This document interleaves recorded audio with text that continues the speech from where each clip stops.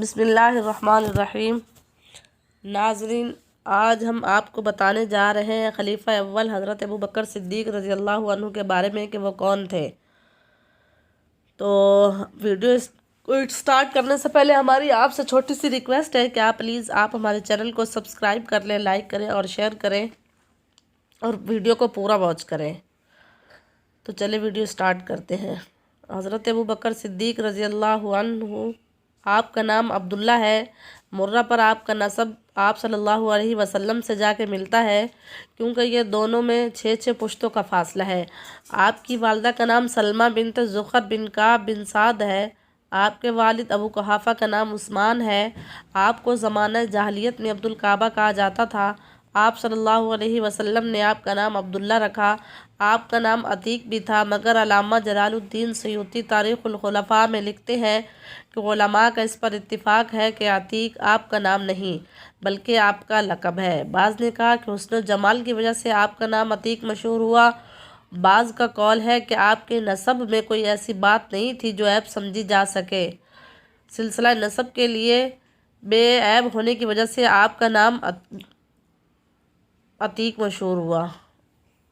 تمام امت محمدیہ اس پر متفق ہے کہ آپ کا لقب صدیق ہے، کیونکہ آپ نے بے خوف ہو کر محمد صلی اللہ علیہ وسلم کی بلا تعمل تصدیق کی اور معراج کے موقع پر کفار کے مقابلہ میں ثابت قدمی دکھائی اور آپ صلی اللہ علیہ وسلم کے تمام اقوال کی تصدیق کی۔ آپ رضی اللہ عنہ اور آپ صلی اللہ علیہ وسلم سے 2 سال 2 مہینے چھوٹے تھے، لیکن بعض لوگوں نے کہا کہ آپ رضی اللہ عنہ آپ صلی اللہ علیہ وسلم سے بڑے تھے۔ آپ مکہ میں پیدا ہوئے اور مکہ میں ہی پرورش پائی اور تجارت کی غرض سے باہر سفر میں جاتے تھے۔ آپ صلی اللہ علیہ وسلم کے ساتھ حضرت ابوبکر صدیق نے بھی مکہ سے مدینہ کی جانب ہجرت کی اور مدینہ میں ہی داعی اجل کو لبیک کہا۔ اسلام سے پہلے کے حالات یہ کہ آپ اشراف قریش میں سے تھے، بڑی عزت اور وجاہت رکھتے تھے۔ مکہ کے لوگ آپ کو اس قدر مانتے تھے کہ تاوان اور مقدمات کے فیصلے آپ ہی کے متعلق تھے۔ اگر کسی کی ضمانت لیتے تو آپ کی ضمانت قابل اعتبار سمجھی جاتی تھی، تو سب آپ سے محبت کرتے تھے۔ اہل عرب کی نسب کے بارے میں آپ کو بہت علم تھا، شاعری میں بھی بہت کمال رکھتے تھے، مگر بعد میں قبول اسلام کے بعد شعر کہنا چھوڑ دیا۔ آپ نے شراب کبھی نہیں پی اور نہ کبھی بت پرستی کی اور حضرت ابوبکر صدیق رضی اللہ عنہ آپ صلی اللہ علیہ وسلم سے بچپن سے ہی محبت کرتے تھے۔ اسلام کے بعد اور ہجرت سے پہلے حضرت ابوبکر صدیق نے آپ صلی اللہ علیہ وسلم پر سب سے پہلے ایمان لائے۔ ہجرت سے پہلے کا دور ایسا پرخطر تھا کہ اسلام کا اظہار کرنا مشکل تھا، تو دوسروں کو اسلام کی دعوت دینا ایسا تھا جیسا کہ اژدھے کے منہ میں ہاتھ دینا۔ ایسے دور میں دوسروں کو مسلمان بنانا آپ رضی اللہ عنہ کی ہمت تھی۔ چنانچہ آپ کی کوشش سے اشراف قریش میں سے ایک جماعت مشرف با اسلام ہوئی، جن کے نام کچھ یہ ہیں: حضرت طلحہ، حضرت عثمان، حضرت زبیر، حضرت سعد بن وقاص، حضرت عبد الرحمن بن عوف رضی اللہ عنہم اجمعین۔ ان حضرات کے ایمان لانے سے کفر کی تیز چھری تند ہو گئی۔ حضرت عمر فرماتے ہیں کہ ایک مرتبہ غزوہ کے موقع پر آپ صلی اللہ علیہ وسلم نے کچھ مال راہ خدا میں خرچ کرنے کا حکم فرمایا۔ اس وقت حضرت عمر کے دل میں خیال آیا کہ آج میں حضرت ابوبکر صدیق رضی اللہ عنہ سے آگے بڑھ جاؤں گا۔ چنانچہ میں کچھ مال لایا تو آپ صلی اللہ علیہ وسلم نے پوچھا کہ عمر، اپنے اہل و عیال کے لیے کس قدر چھوڑ آئے ہو؟ تو عمر نے کہا کہ آدھا مال لے کر آیا ہوں اور آدھا چھوڑ آیا ہوں۔ پھر ابو بکر اپنا مال لے کر آئے۔ آپ صلی اللہ علیہ وسلم نے ابو بکر سے پوچھا، ابو بکر، اپنا اہل و عیال کے لیے کس قدر چھوڑ آئے ہو؟ تو ابو بکر نے کہا کہ میں نے اپنے اہل و عیال کے لیے اللہ اور اس کے رسول کو چھوڑا ہے۔ اس وقت حضرت عمر نے بے ساختہ کہا کہ میں حضرت ابو بکر سے کبھی سبقت نہیں کر سکتا۔ ہجرت کے سفر میں جب کامل 13 سال تک کفار کے ظلم و ستم کا سلسلہ چلتا رہا، آپ صلی اللہ علیہ وسلم اور آپ کے صحابہ امتحان خداوندی میں کامل ہو چکے تھے، تو وحی الہی کے ذریعے آپ کو حکم ملا کہ مکہ سے ہجرت کر کے مدینہ چلے جائیں۔ خدا اور خدا کے رسول صلی اللہ علیہ وسلم نے اس سفر ہجرت میں تمام جماعت صحابہ سے صرف حضرت ابوبکر کو ہی منتخب فرمایا، اور حضرت ابوبکر صدیق رضی اللہ عنہ آپ صلی اللہ علیہ وسلم کے ساتھ اس سفر ہجرت میں شامل تھے اور رفیق سفر بنے۔ حضرت ابوبکر نے قدم قدم پر ایسی جانی اور مالی خدمات انجام دی کہ عشق و محبت کی داستانوں میں بھی کوئی واقعہ اس سے نہیں مل سکتا۔ ذرا اس سفر ہجرت پر بھی نظر کچھ ڈالتے ہیں کہ وہ کفار کا آپ صلی اللہ علیہ وسلم کے قتل کے لیے جمع ہونا اور آپ صلی اللہ علیہ وسلم کا وہاں سے نکل کر حضرت ابوبکر رضی اللہ عنہ کے گھر جانا اور ان کو سفر ہجرت کی خوشخبری دینا اور حضرت ابوبکر کا فوراً تیار ہو جانا اور اپنی اونٹنیوں کو لے آنا جو اس سفر ہجرت کے لیے 4 ماہ پہلے ہی سے پالی جا رہی تھی۔ تو آپ صلی اللہ علیہ وسلم کا پیدل چلنے کی وجہ سے زخمی ہو جانا اور حضرت ابوبکر آپ صلی اللہ علیہ وسلم کو اپنے شانوں پر اٹھانا اور عرض کرنا کہ یا رسول اللہ صلی اللہ علیہ وسلم آپ ذرا باہر انتظار کیجئے، میں اندر جا کر صفائی کر دوں۔ پھر حضرت ابوبکر کا اپنے چادر کے ٹکڑے ٹکڑے کر کے سوراخوں کو بند کرنا اور ایک سوراخ جو باقی رہ گیا تھا اس کو اپنے پاؤں سے بند کرنا، پھر سانپ کا کاٹنا اور آپ صلی اللہ علیہ وسلم کے لعاب دہن سے شفا پانا۔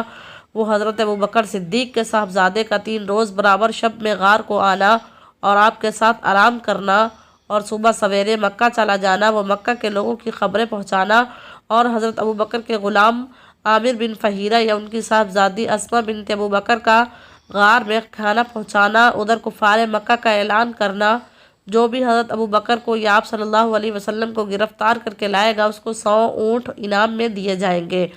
پھر 100 اونٹ کی لالچ میں کفار مکہ کا آپ صلی اللہ علیہ وسلم کی تلاش میں نکلنا، کچھ لوگوں کا غار کے منہ تک پہنچ جانا اور حضرت ابوبکر کا ان کو دیکھ کر رنجیدہ ہونا اور آپ صلی اللہ علیہ وسلم کا ان کو لا تحزن ان اللہ معنا کے ذریعے تسلی دینا۔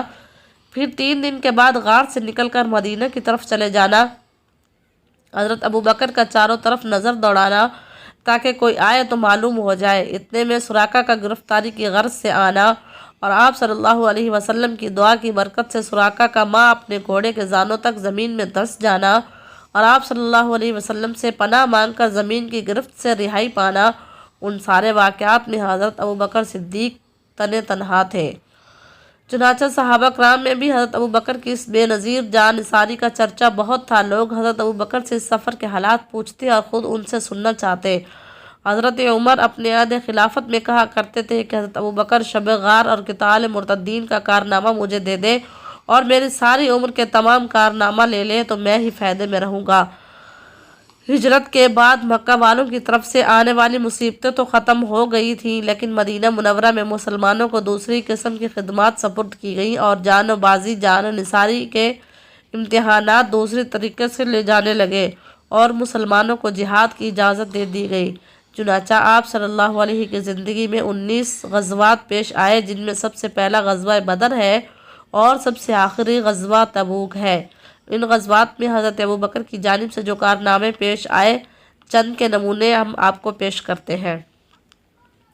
غزوہ بدر میں 17 رمضان المبارک کو ہونے والے اسلام کے اس پہلے غزوے میں رسول اللہ صلی اللہ علیہ وسلم کے لیے چادر تان کر ایک سائبان بنا دیا گیا۔ حضرت ابوبکر اور اس سائبان میں آپ کے ساتھ رہتے تھے اور رات کو ہاتھ میں تلوار لے کر سائبان کی نگہبانی کرتے تھے۔ جس صبح کو لڑائی ہونے والی تھی اس کی آخری شب میں آپ صلی اللہ علیہ وسلم نے بڑی بےتابانہ دعا مانگنا شروع کی کہ خداوند اپنا وعدہ پورا کر، اگر یہ تیرے فرمانبردار بندے شکست کھا جائیں گے تو پھر روئے زمین پر تیری عبادت کرنے والا کوئی باقی نہیں ہوگا۔ حضرت ابوبکر صدیق رضی اللہ عنہ کو اپنے حبیب کی بے قراری دیکھ ہی نہ گئی۔